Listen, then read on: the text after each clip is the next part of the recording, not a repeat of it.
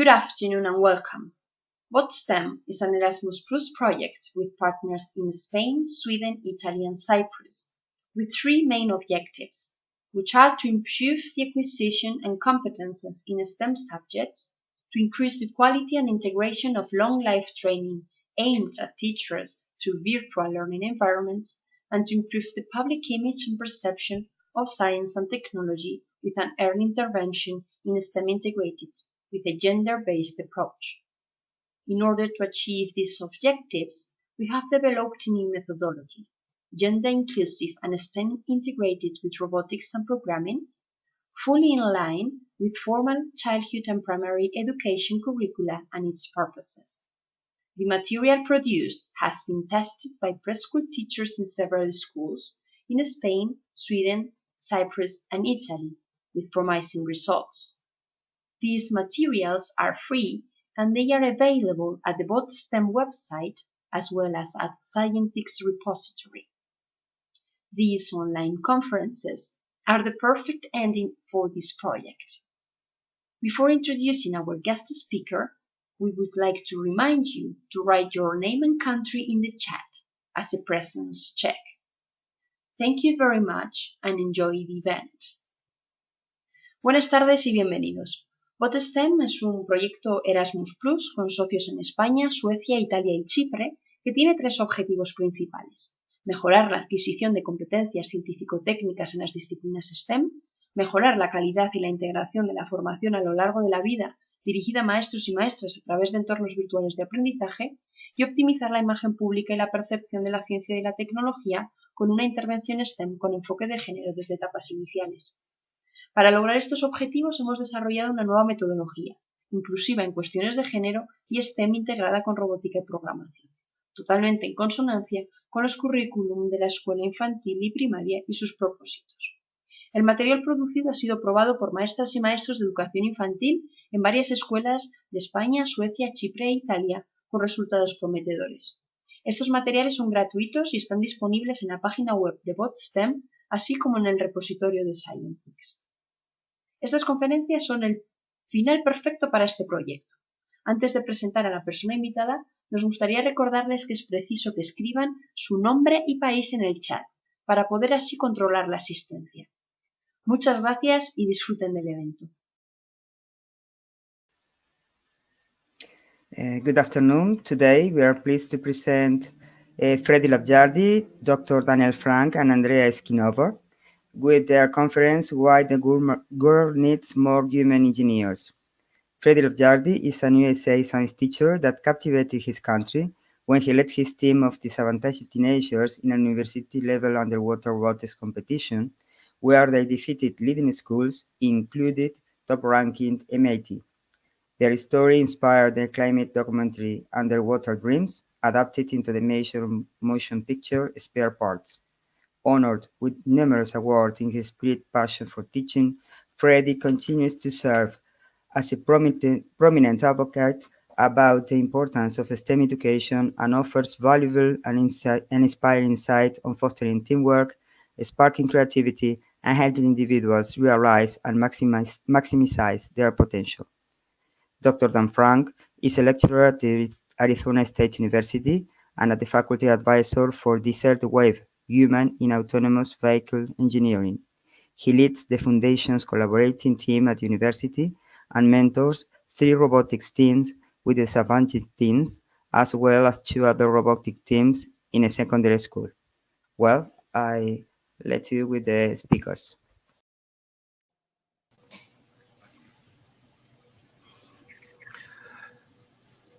Hello, my name is Fredi, and I really am honored to be here with my partners and Daniel and Andrea. And we really enjoy that we're getting to speak to people on the other side of the world. So this is great. This is very exciting.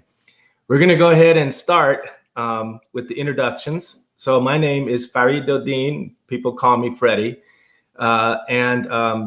You can see my statistics there. I've been involved in projects with students for my whole adult life and my career. And it's changed over time. And I'm really excited of the new part that I play at the university level. with a group of young women. So this is a very exciting time for me, and I'm very curious to see what the next few years will bring. It's been very exciting the whole time working with students to be able to see that they can do things that they didn't think that they could accomplish. That's the biggest joy I think I get out of this. And so I'm going to hand off to my partner, Dr. Daniel Frank. Hello, everybody. It's a pleasure to be here. As Freddie mentioned, my name is Daniel Frank. I have a PhD in mechanical engineering. Currently, I am a lecturer at Arizona State University, and I've been working on several different projects to promote STEM education in the community. Specifically, I've been working with indigenous communities in the United States, the Navajo Nation, and for a little bit, the Citizen Potawatomi Nation for about 10 years. And I've also been a mentor for FIRST Robotics for about 10 years. And while I was a graduate student at the University of Florida, I worked with a couple labs, and we were actually able to win a couple world championships in autonomous boat competitions. And then most recently, I've partnered with the Si Se Puede Foundation to mentor a number of robotics teams. One is the college level team, Desert Wave, and I also work with 2 secondary school teams as well. And then I'll pass it off to Andrea. Hello, everyone. My name is Andrea. I am an undergraduate student studying software engineering at Arizona State University. Right now, I'm currently an intern with NASA's Jet Propulsion Laboratory. Before coming into the opportunity, I didn't have any robotics experience, but I've grown into going into my 3rd year with Desert Wave, which I am excited to tell you a little bit about later on. And our other counterpart, my teammate Laura, you'll also be hearing from her later. She's a Bayer Honors student studying robotics engineering, minoring in human systems engineering. She works with our team to build mechanical components. Before attending ASU, she also didn't have a lot of exposure to engineering, but she has also grown into being Desert Wave's outreach coordinator as an officer this year, and also works as the university liaison. And then she also does other things around the university in leadership. She works as a senator for our undergraduate student government at our Polytechnic campus. And then I can introduce Kushi. So Kushi is a secondary school student. She's in her 3rd year.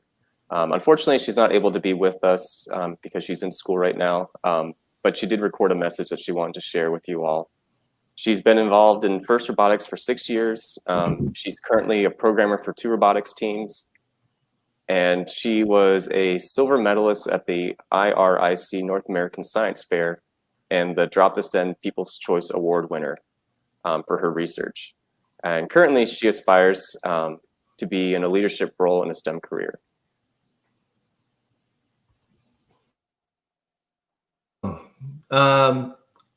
When I finished working at the secondary education level, I was looking for something to do in education, and I came across some studies that showed the disparity of women in engineering and in STEM in general. And so you can see some of the statistics on the screen there. And it's interesting that as the students get older, as the women get older, the matriculation, the amount that the students shrink is very dramatic, to the point where at the professional level, you have 13% of the engineers are female. And so some of the things that I think are very interesting about this and very surprising is how many ideas are we missing if we have that much of the population not involved in engineering. And so it was, how many possible new solutions are we missing? The other part of it is, what if we all have the same kind of mentality, or let's say we're all male and we come up with male solutions. We're very uniform, very homogeneous in the type of solutions we come up with. So increasing that diversity would seem to be a great solution because you have more ways of approaching the problem. And so that just really was shocking to me to see those low numbers. And so forming this partnership with Arizona State University seemed like a great opportunity to see if we can, in our little part of the world, change the perceptions and try to increase the number of women in STEM. And so that's what this whole proposal or this whole presentation is going to be talking about, is how did we go about achieving that? And so I'm going to pass on to my partner, Dan. Okay. So why does this matter? Why is it important to have more women in the engineering field? And from the engineering standpoint, you never know who's going to come up with the next great idea, right? So you want to try to encourage as many different people to join the field as possible. Engineering decisions, they affect women just as much as men, so it makes sense that they would need to have an equal place in that conversation, when we're coming up with different designs and solutions for the problems that we're facing. Diverse perspectives allows for a larger potential solution set, right? So when you're trying to come up with solutions in engineering, the more possible solutions that you have access to, the better chance of you coming up with a really great one, right? So obviously we want to try to include as many diverse perspectives in there to come up with the greatest possible amount of solutions so we can pick the best one. And then you want to engage more of the population because it helps increase society's awareness of the problems that we're all facing together. And I'll pass it off to Fredi for the next slide. So as I was alluding to, our solution was to form this partnership and try to create, at least in our possible solution, was try to create a team that would be able to go out and compete in competitions that are predominantly male dominated.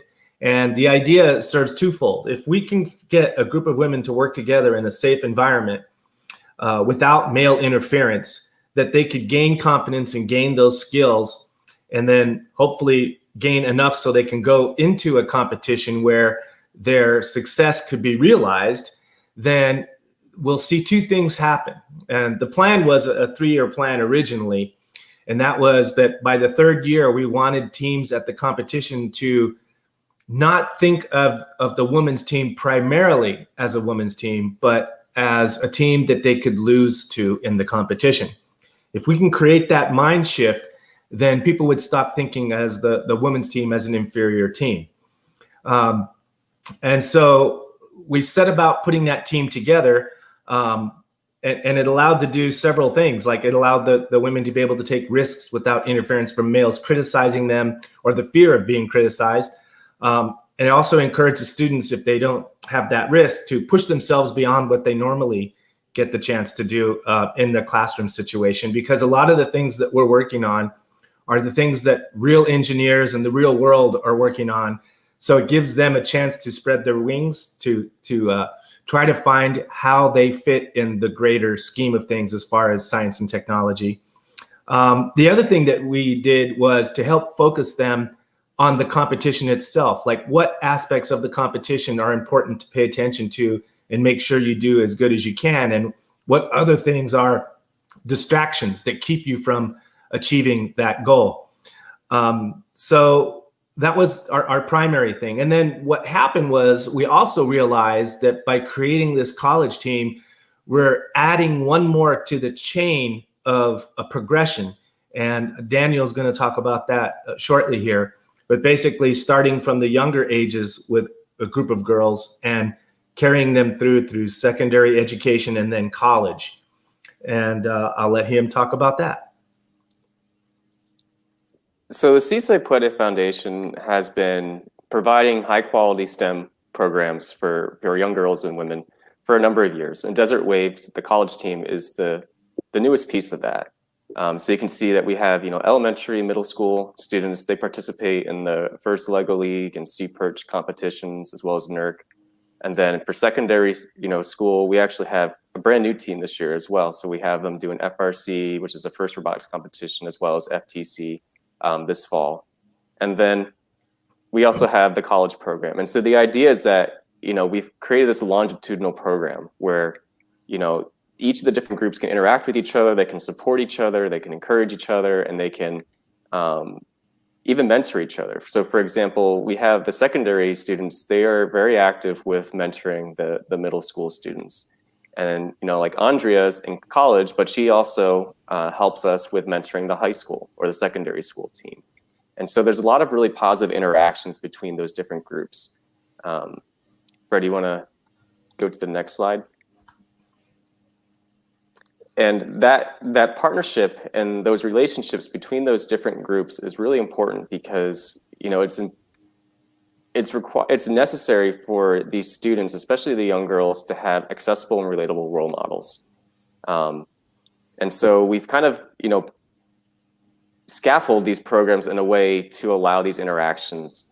And we also, I talked about how the college students mentor the secondary students, but we also have industry mentors. We have a couple, software engineers at General Motors who come and they work with the high school team. But a lot of times they also interact with the college students and they give them advice on, what types of internships they should be applying to, right? And so we've created this community of women and young girls who are supporting each other in this common goal of pursuing STEM education.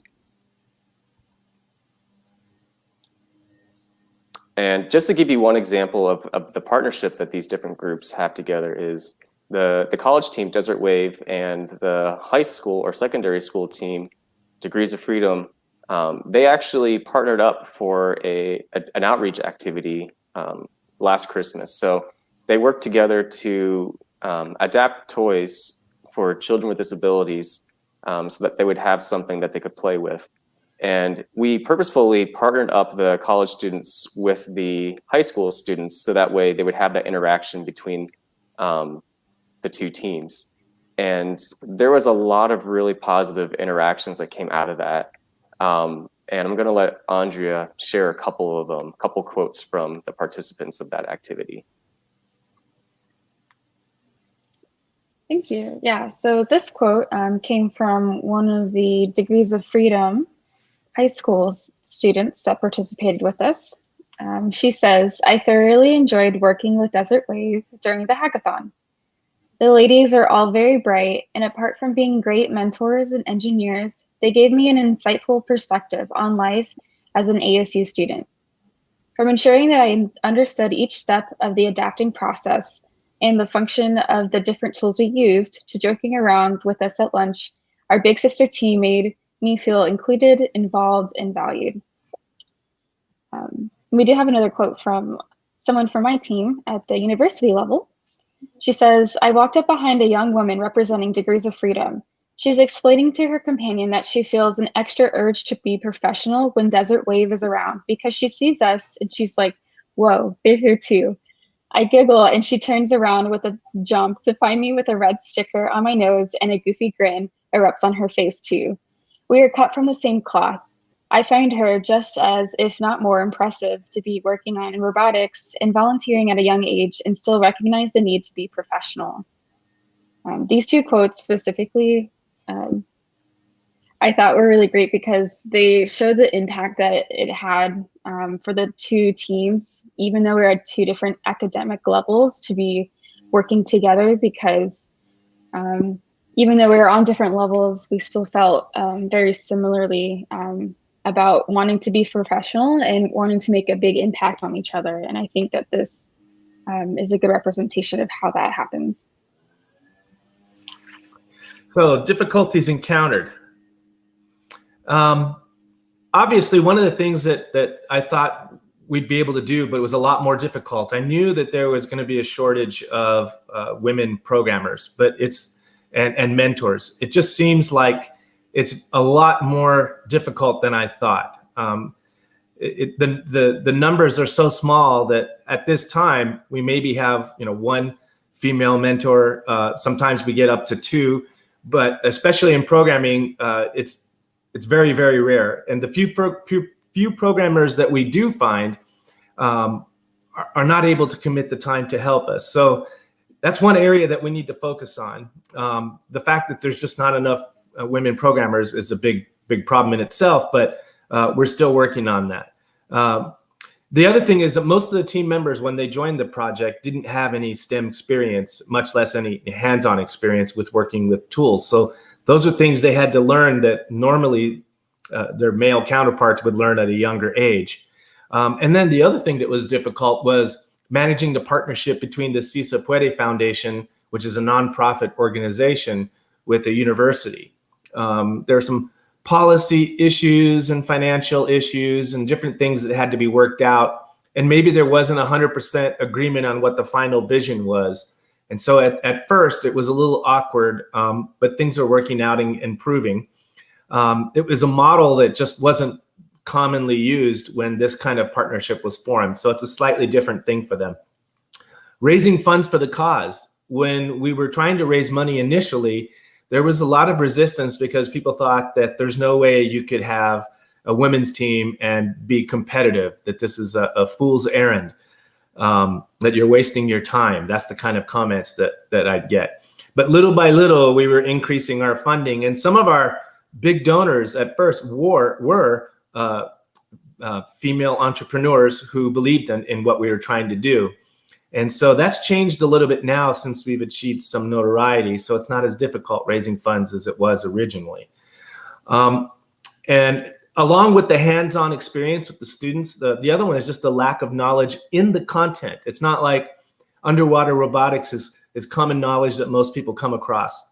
So there's a little bit of that being behind in that area that had to be caught up as well. So those were the difficulties we encountered when we formed this team.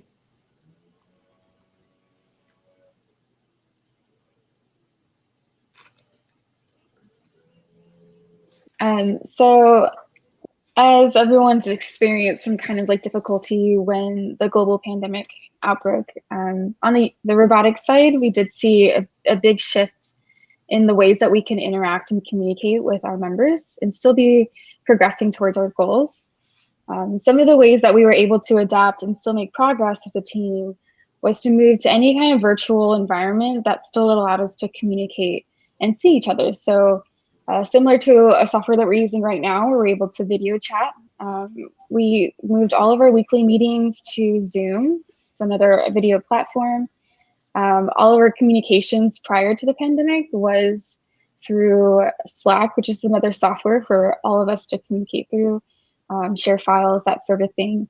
But it became, I think it was an advantage that we had already started out on something like that in order to communicate, because it proved even more useful during a time when we weren't able to meet up together.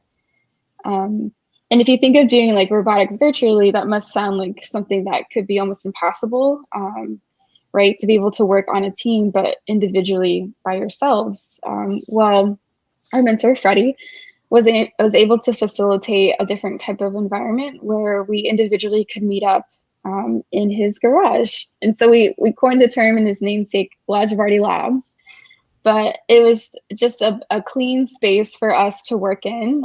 In this photo on the left, you can see we have hand sanitizer, bacterial wipes, that sort of thing. But Fredi made it very easy for us to make sure that we felt safe working on our robot, because so many of us wanted to do so, but it was very difficult to meet up in person, especially with the other types of obstacles that the university having shut down. All of our workspaces were closed off to us. So.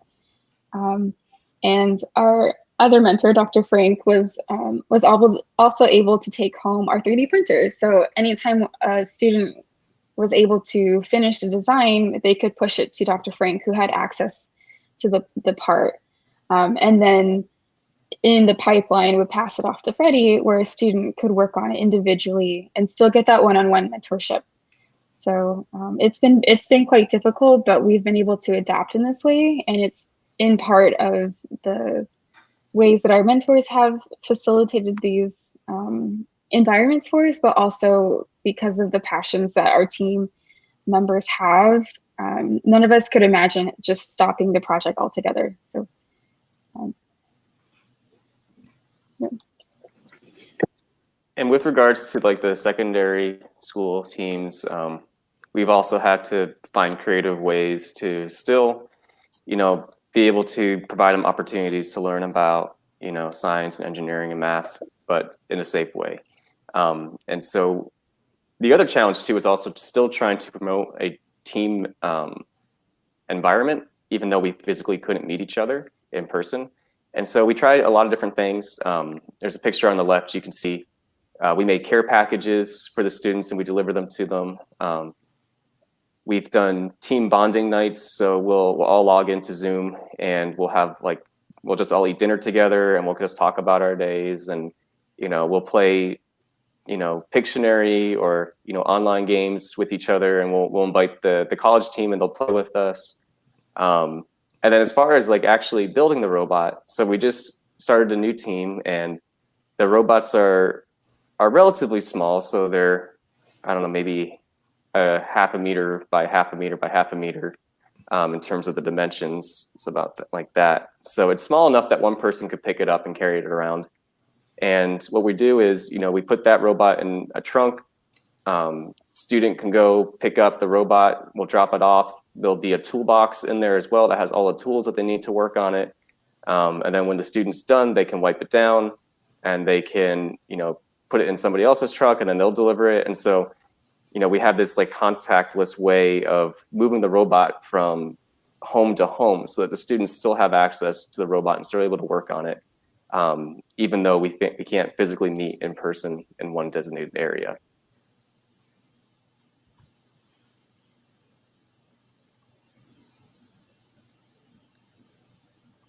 Yeah, but we do have a short clip to show you guys. But before we hit play, I'd like to tell you a little bit about the competition that Desert Wave enters. And so that's what this video is about. It's the RoboSub competition. It is an international competition. It takes place once a year at a naval testing facility in California.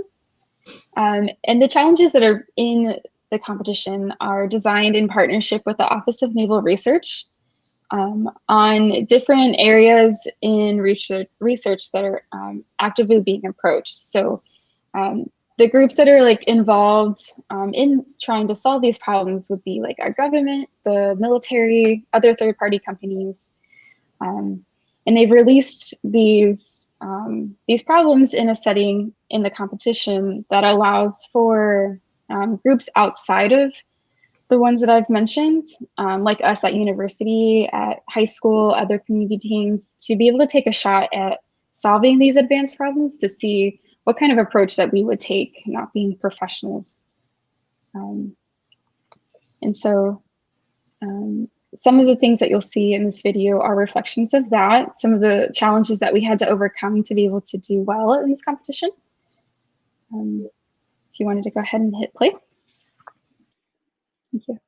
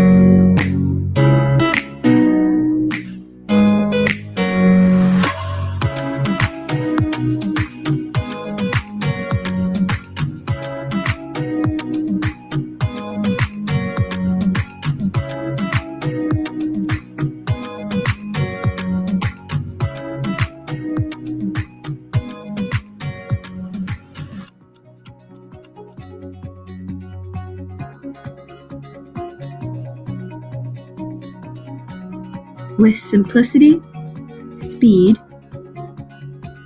and reliable navigation, Desert Wave and our AUV Phoenix placed third overall in the 2019 RoboSub competition. Despite our success, there were many areas in which we wanted to improve. For example, we had to add around 20 pounds of deadweight to make our AUV less buoyant, causing us to earn a point penalty. Phoenix can only locate different challenges by using survey techniques and dead reckoning. Our ability to complete manipulation tasks was extremely limited. We also didn't finish developing our vision software, so we recorded our runs to assist us with developing vision for the next competition.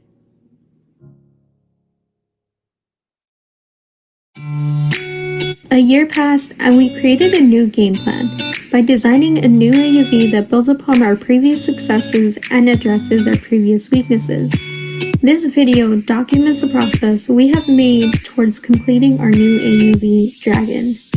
Once completed, Dragon is designed to compete alongside Phoenix, directly addressing her weaknesses. With 2 AUVs, we believe we can win the RoboSub competition. Here is a diagram of the software and hardware architecture of Phoenix. Phoenix has one Jetson computer and a teensy controller to interface with the actuators and sensors. Dragon uses a similar design, except that the role that the teensy controller plays is divided up into 4 different student design boards to improve sensor handling and performance. Instead of 3 holes, Dragon has 5 smaller ones. Separating the components into 5 holes allows for members to work in parallel without relocating the entire AUV. Due to recent health events, this design decision has proven to be incredibly useful. This design also reduces the need for dead weight by reducing the overall water displacement. Each hole is tested for leaks before being assembled to the rest of the AUV. The thruster hole houses all of the electronics to operate Dragon's 10 thrusters. Inside the holes are student-designed printed circuit boards.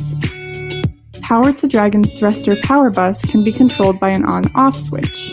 In case of an emergency, a connector can be easily removed that will kill power to the thruster power bus, acting as our kill switch.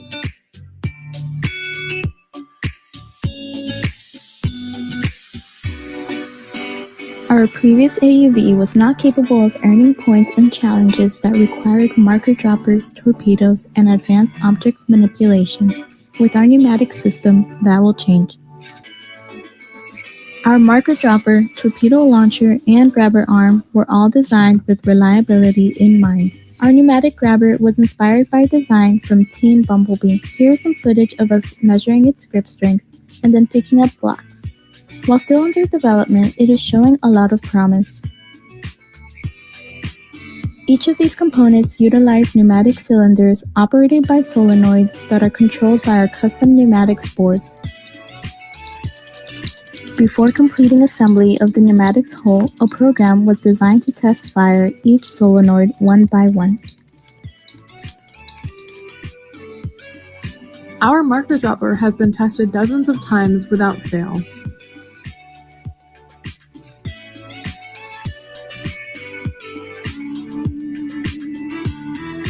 Our torpedo launcher uses a pneumatic cylinder to open a hatch in order to release a spring-powered torpedo. It was first tested on land and then in water. We adjusted the density of the torpedo to achieve the right buoyancy to make it fire straight consistently. Dragon has a Jetson computer and 4 separate student-designed boards. The main board controls the motor, pneumatic, and sensor fusion boards. The main board sends the because we think you got enough information there to see how the students had to present their work, especially in this COVID-19 environment. So we're going to move on to the next slide, and that's Kushi's comments. I think I'm going to go ahead and just play the audio. So this is basically her comment about what being on a girls team has meant to her and how it's affected her.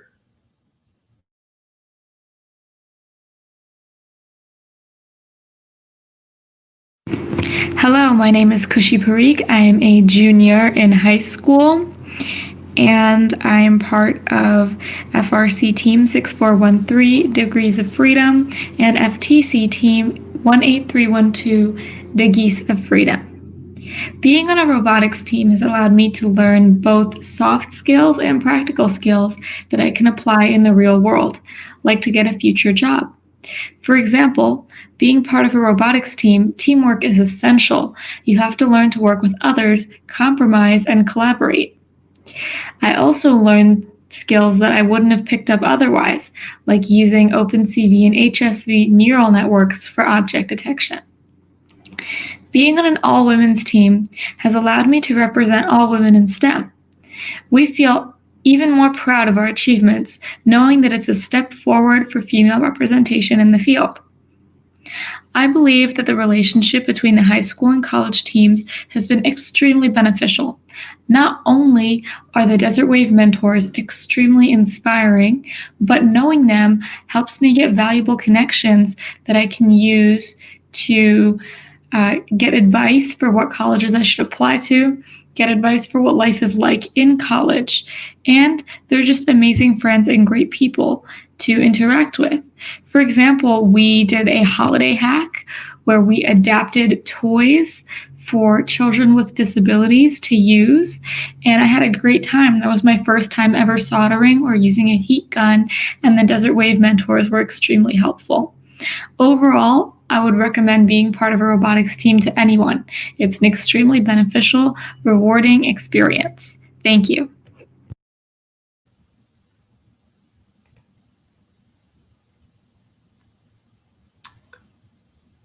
And this is also another testimonial from one of the Desert Wave team members.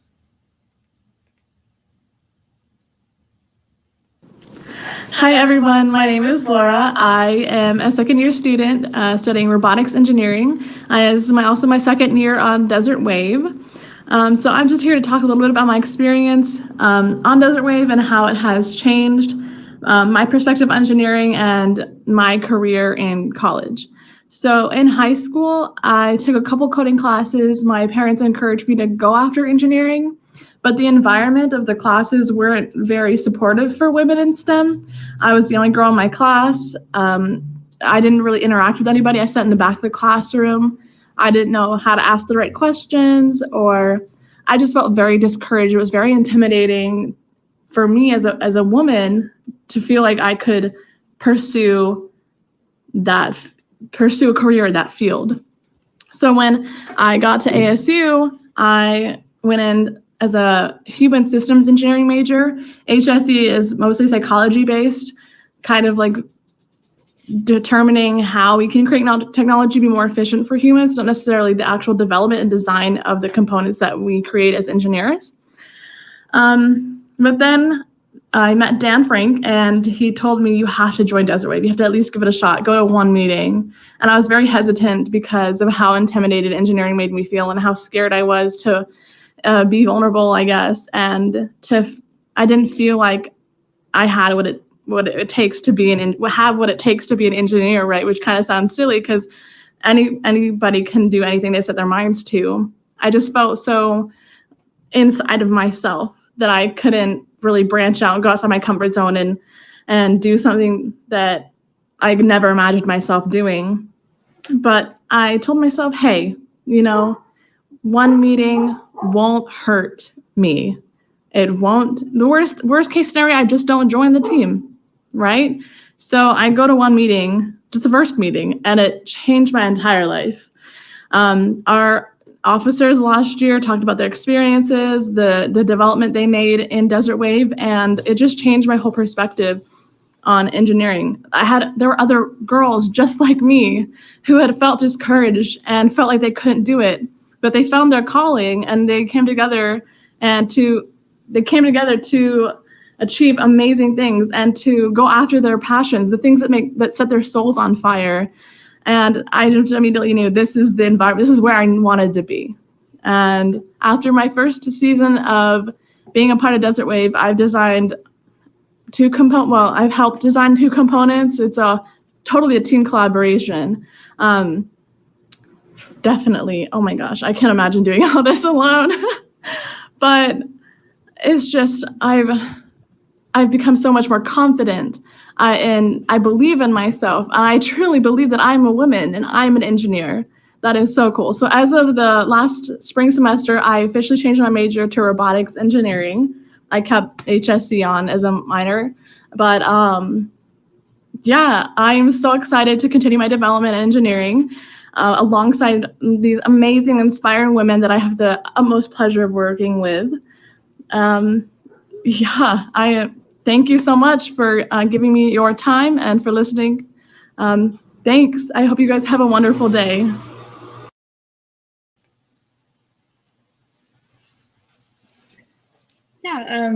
And thank you. I'd like to share a little bit about my own personal experience coming into academia and then onto Desert Wave. So when I was in high school, I always thought that I was going to go into something that was in the medical field. That's something that my family had pushed me towards because it was stable and reliable and it'd always be there. And I think I equated that to I was actually interested in that. Because there seemed to be a lot of support behind me going into a medical field. I went from high school, graduated and went to community college. And it was in community college that I realized that I actually wasn't interested in the medical field. I thought that it was challenging and that being around the people that I would get to see was something that I was interested in, but it just wasn't the right domain for me. I took a few courses in mathematics, in physics, and computer science. And that's when I realized that my passion wasn't in the medical field, it was actually in computer science.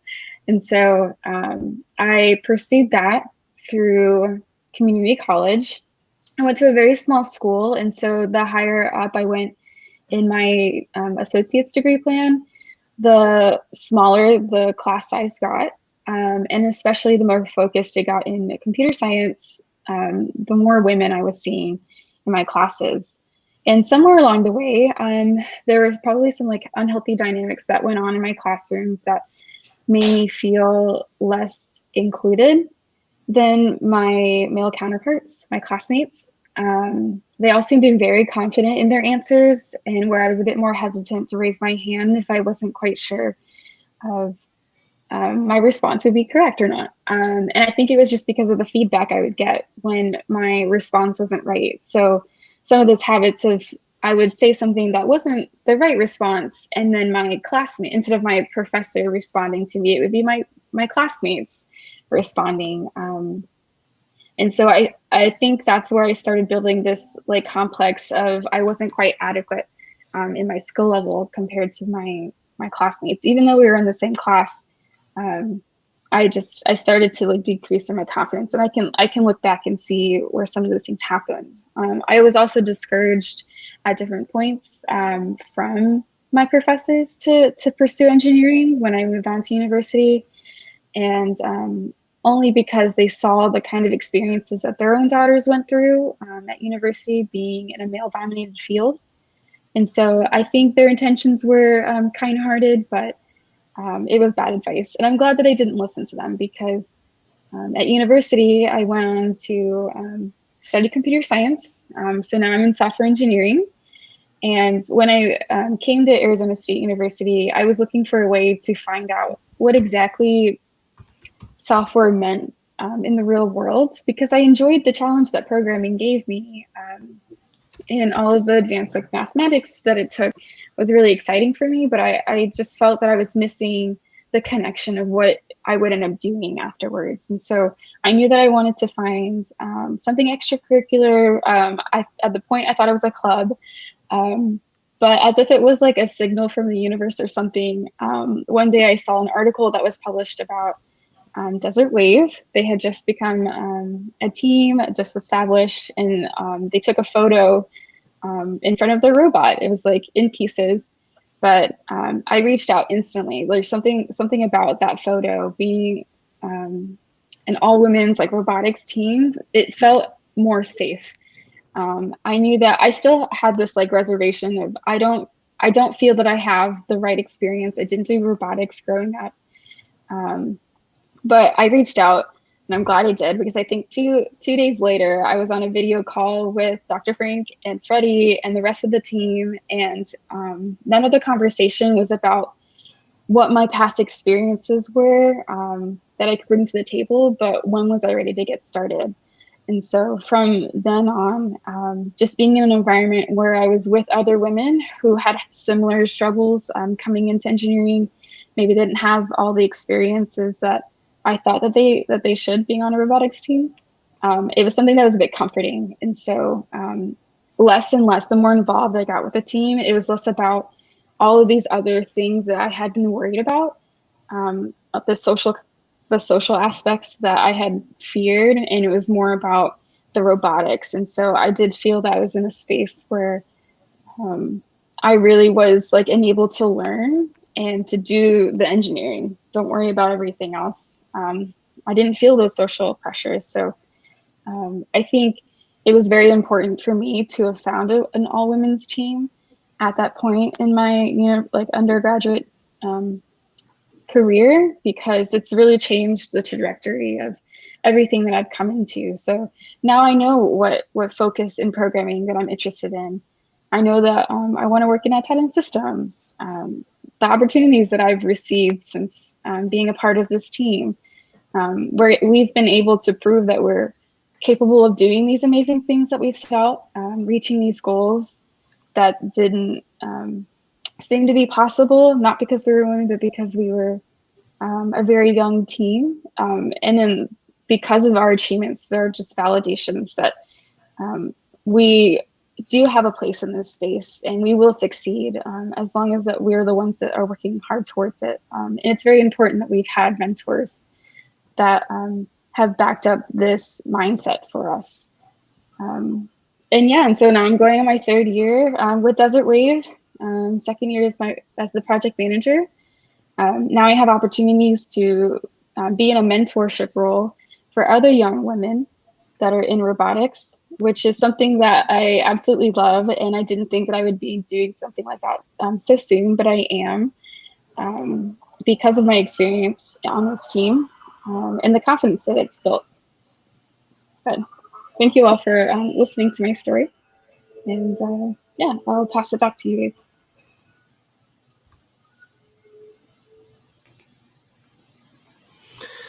So in conclusion, what are some of the things that we learned?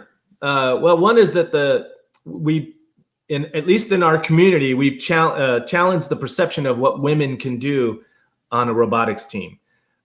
So that's one of the things that we wanted to accomplish, especially in the RoboSub competition.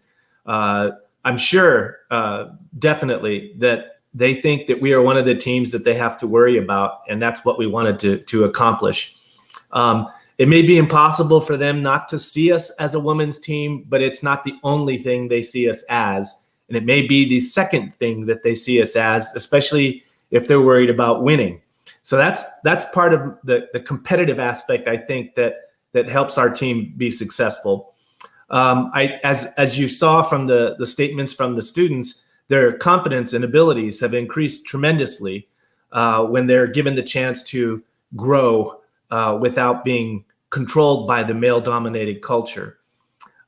They've also, by having success themselves, they've become role models for the younger students, which is extremely important because a lot of times younger students need to see what it's like to be when you get older. And if they don't see any examples of that, they think maybe they shouldn't be one of those people.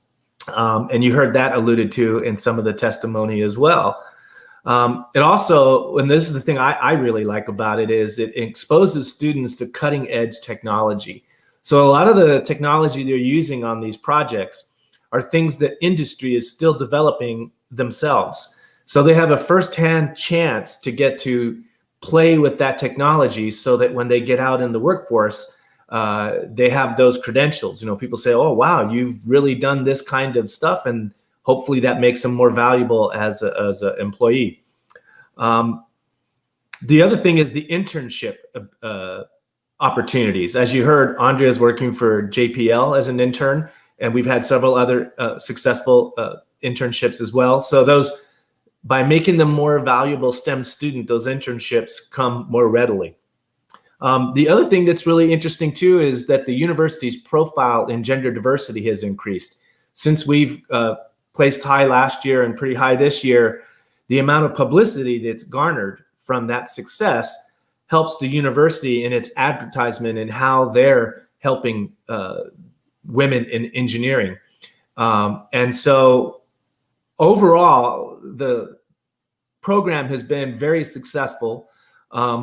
My own personal satisfaction is, and I know the team shares this as well, we want that #1 position because it ends all the debate about whether or not women can win a competition like this. And so I'm a very competitive person, and that's how I see one measure of success. even if they don't get the first place, I think we've already established that they have to be paid attention to, because they do bring a lot of competitive spirit to this endeavor. And it shows that women are just as capable and possibly even more than what men have, because they bring a wider diversity of experiences to the whole STEM culture. Going to pass it on to Dan. All right. So at the start of the presentation, we asked the question, why does the world need more women engineers? And so these are our insights. This is why we believe that there needs to be more women engineers in the world. The world is facing, many problems, and obviously we need as many people as we can to help us solve them. Increase in gender diversity is one way to increase the range of possible solutions to address these global problems. A higher percentage of the population educated in STEM will result in better global citizenship. Women, make up like half the world's population, right? So they deserve an equal representation regarding how, what kind of solutions we come up with and what happens to the world. And then, everyone should be able to pursue their passions in life. Like Andrea was mentioning in her story, at a certain point in her life, she was feeling like maybe she wasn't set up to do engineering or computer software, and then she needed a little bit of extra encouragement to kind of get beyond that. And so everyone should feel like, if they're passionate enough about it, if they love it and they want to pursue it, they should have the ability to do that. And so with that, we're going to open it up for questions.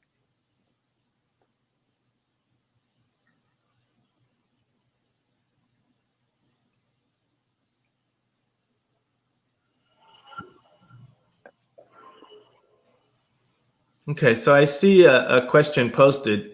I'm not exactly sure of the process, so if I'm doing it wrong, someone can tell me, but I see a question. It says, it's by Eva Garcia. What do you think is the main reason for this lack of women in these fields? And so I'll take a stab at it, and then if Andrea and Dan want to take it as well, that they're more than happy to jump in, please do so. From what I've seen and the reports I've read, there are many factors, but I think the one factor, and this was also alluded to in the testimonials, is the male-dominated culture in the STEM fields. The way that males behave toward each other is not necessarily the best way when you have both genders in a population. And there's also all kinds of cultural things depending on what country you're in, the strength of those biases. So I would say that the male-dominated culture, I think, is the biggest obstacle, in my opinion. And I believe that, like growing up, it's the lack of like other females that are also in these fields, and it might be because it's male-dominated. I think has played a role in that. So even the way that like my male professors communicated with me was different. But I feel that if I had had more female role models growing up, that my feeling of inclusion might have been different. Because it's nice to see people who look like you, or who think like you, or who are able to communicate with you on a different level, doing the things that you're interested in. So I think that is another factor. And I think that's why, scaffolding the different programs offered by the Si Se Puede Foundation is so powerful, right? Because, for the secondary school students, it's important for them to have, relatable and accessible role models. And, because of the work that we've all done on Desert Wave, we now have, a world-class team of women, some of the best roboticists in the world that are accessible and relatable for these secondary school students, right? And so, in the same thing for the elementary and the middle school students, they have access to, a very successful secondary school robotics program. And so, I think that's been one of the really powerful parts of creating that longitudinal group of different programs. Okay, so I think we're ready for our next question. At what age do you think we should begin work with girls about these issues? I would say as young as possible. The cultural biases begin at an early age, and regardless of whether you're male or female, I think getting kids involved in STEM at an early age is important. I guess that the joke is before they discover they don't like science and math, you have to show them how fun, exciting, challenging, rewarding, pragmatic it is. And you may never get the percentage of the population that you want, but it could definitely be higher than it is. So, I mean, another way to look at it is not everybody's going to be an engineer, but the question is, how many engineers are you losing because you didn't stimulate the culture to develop them? So that's my answer. Andrea, do you have anything to add to this? Sort of, and I think it might answer another question about if it's necessary to begin at childhood. I think that I agree, the younger the better, but I think at any point in someone's life when you're able to encourage them to follow their passions is the point where they should have received it. So in my case, I didn't start at a young age. I was already practically at university, but definitely in college when I received this encouragement. But had I received it younger, I'd like to think that I would have been ready for it and that I would have known sooner. And I think it would have helped in my confidence, absolutely. But I don't think that it was too late for me to receive that encouragement in college. But I do agree on a level that the younger the better, because then women they'll be more invested in their math classes. They'll be more invested in their science and physics. Instead of writing it off because they think that they're already not ready or not capable of learning that material. So I do agree, but I don't think that it necessarily needs to start at childhood if it's not able to be started then. Mm-hmm. And just to summarize, yeah, it's never too early to introduce, STEM to a child, and it's never too late to introduce it to an adult. I had a number of times where, even working with older people, I taught them, a skill like how to solder, and they're like, wow, like I never realized I could do this, like I wish I had known about this, years ago when I was in college, or, and I might have done something differently. I may have made different decisions. But even so, they still have a long life to live. They can still, learn more. So I think never too early, never too late. Okay, I think we're ready for the next question. What do you think of using robotics to educate from childhood? Well, I think that's more specific, I guess, than the last question, but it's similar. Robotics, at least, what I see happening is becoming more, democratized. It's anybody can get a hold of a robot now. It used to be you had to be an elite organization like a university or have a lot of money. But now robots come very small. They're programmable with easy to use programming. Can't really call them languages, but drop and drag symbols to create the robot's code in the background. So those GUIs that allow that ability for more people to participate in robotics that don't have the strict detailed information is what's key.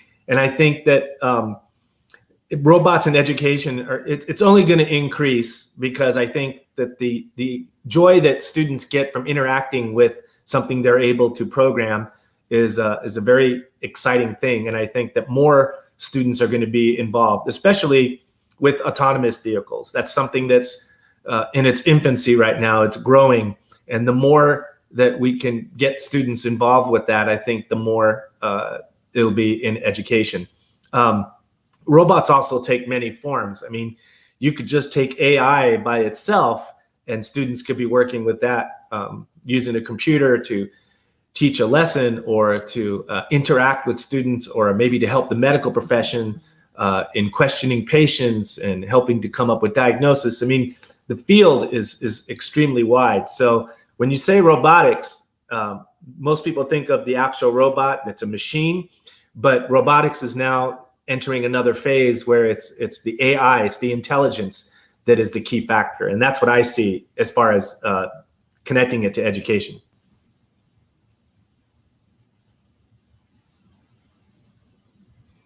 Okay, I don't see any, we don't have any, Dan and Andrea aren't jumping in, so we'll take the next question.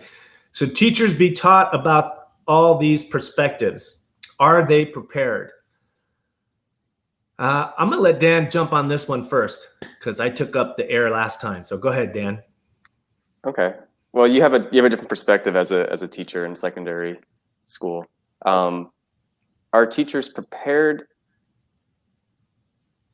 I think it depends. I think it depends where you are. I think a lot of teachers can teach robotics, but they don't realize it.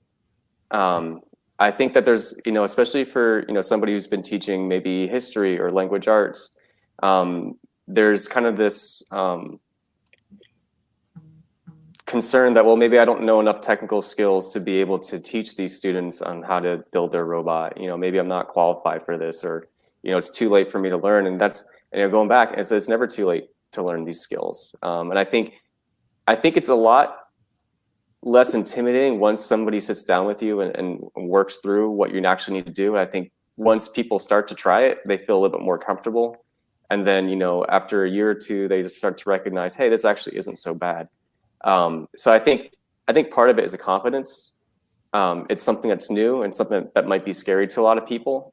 Maybe they chose teaching language arts or history or, the other humanities because maybe they, didn't have good instruction in mathematics or science in high school or middle school, and so maybe they just need a second chance at it. So I think, to teach, middle school robotics, I think really anybody can do it and do it well. I think they just need some support and encouragement and some training.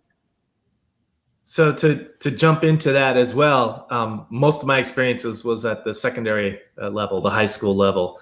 And what I found with most teachers is that they kind of forgot how they became teachers, and they become providers of the content. And it's not the case with every teacher, but it tends to be, because when I was trying to help teachers get into robotics, most of them would say, well, I don't know anything. And I would say, it's not what you know, it's do you know how to learn? Or basically another way to put it is, do you understand the scientific process or the learning process? If you do, then you can be a great teacher, because you don't have to know the information. You have to model to the students, how do you find the information when you don't know it? That's the key. So to answer that question, should teachers be taught about these perspectives? Yes, in the sense that they should be taught that they do not have to know the content. They need to know the process to find out the content. For one thing, the content is changing almost weekly because technology is moving so fast. And it's hard to say, have a teacher constantly keep up with all the new technology that's coming. That's not going to be possible. That's a full-time job. What's more doable and attainable is to understand the process of finding out the information you need.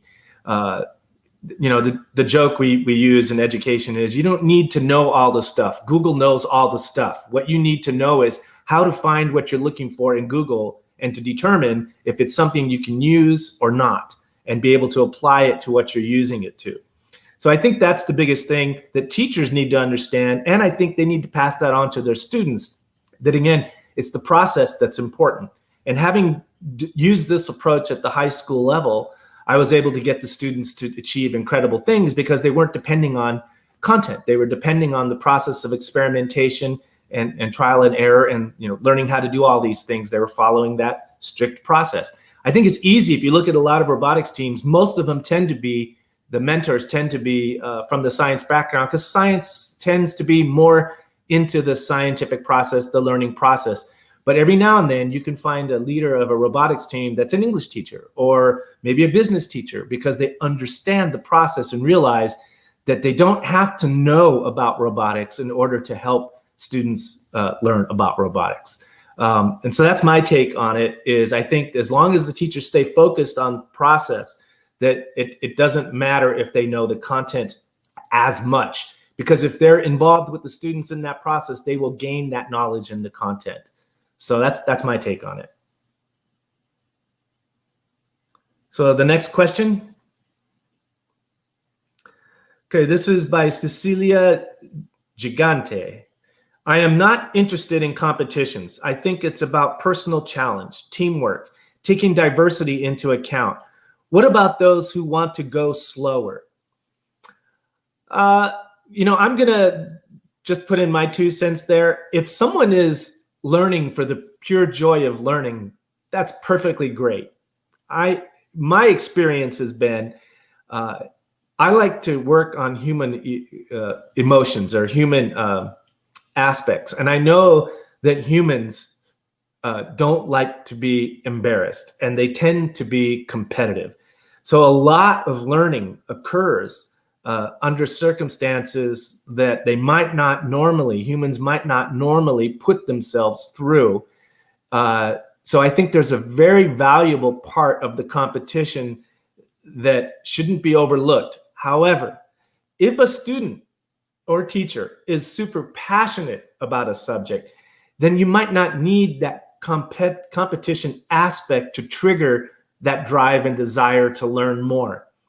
And so there probably is a place for that. But from myself, knowing how I respond to competitions and from what I've witnessed in my entire career, and if you ever go to one of these competitions, there's a lot of learning that goes prior to the competition to get ready, but the amount that you learn at the competition is double, because all those things are magnified in the competition. And that's where, if as an observer, you look at how many times a student learned something they didn't know prior to the competition itself, it's incredible. And that's what I think the big aspect of the competition is.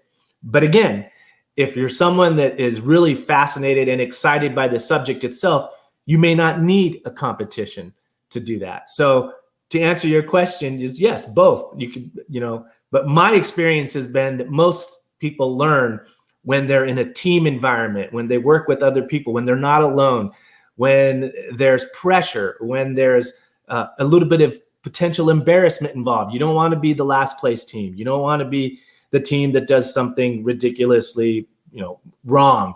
So all those things, I think, are the reason why I lean more toward the competition aspect. Just to add to that, I don't think necessarily robotics competitions are for everybody, or even just robotics is for everybody. There's definitely a lot of other alternatives in learning STEM. To give you an example, when I was working with a high school in Florida, we had a student who was on the team. I think she was just starting her 5th year on the team and wasn't really interested in learning technical skills like how to solder or to build the robot. Was more interested in, encouraging the team and, working on maybe some of the softer skills involved with the team, like presentations and that kind of thing. However, we introduced a project during the summer to help train students technical skills like how to solder. And the project was taking a toy dog and modifying it so that a children with a disability could actually be able to activate it. And nothing to do with robotics. And she fell in love with it. She loved the idea. I think she didn't make the connection that, hey, I can use these technical skills for something other than building robots, right?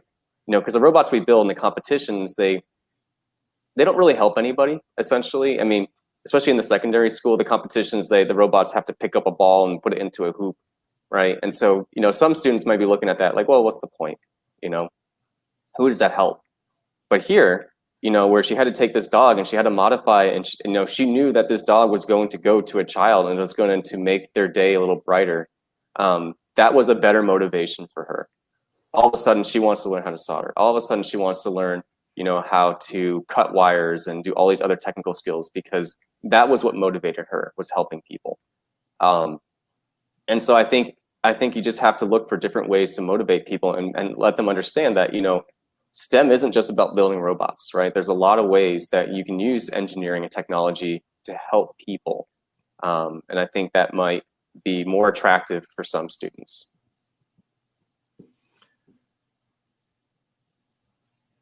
Okay, I guess we'll go to our next question.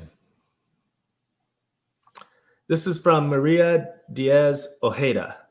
What 3 recommendations would you give parents so they don't miss out on these STEM vocations?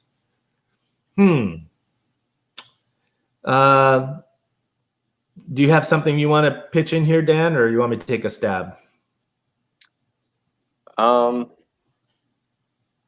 You're You're the only parent here. So. Well, it's very strange. As a parent, you don't want to force your son or daughter to do what you want them to do. You want them to be excited. So I would say, as a parent, one recommendation may be that you show your excitement about STEM.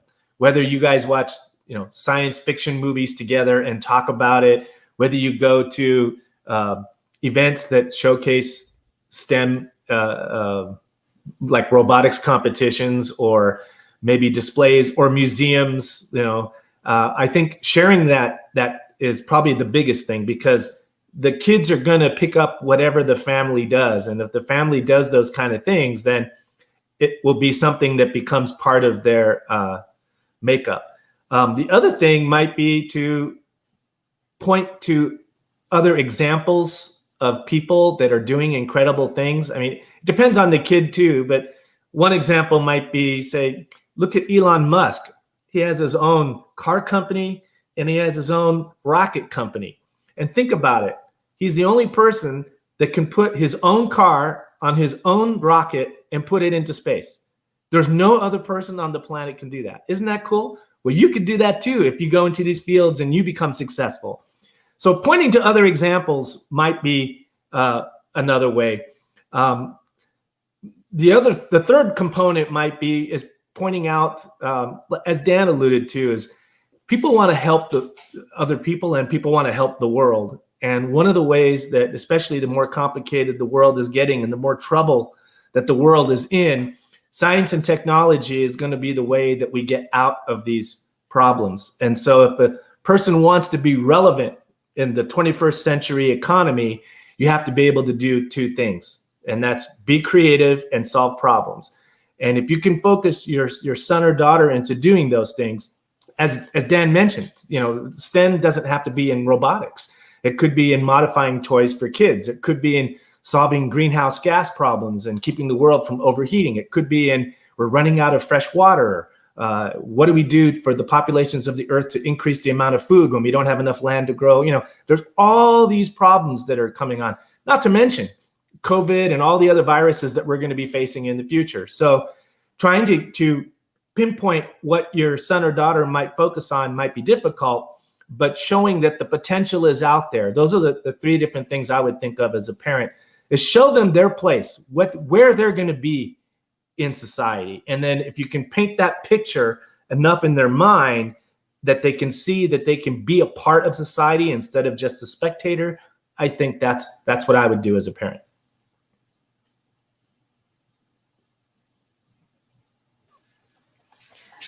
Well, thank you so much, Fredi, Daniel, and Anna, for this insightful talk.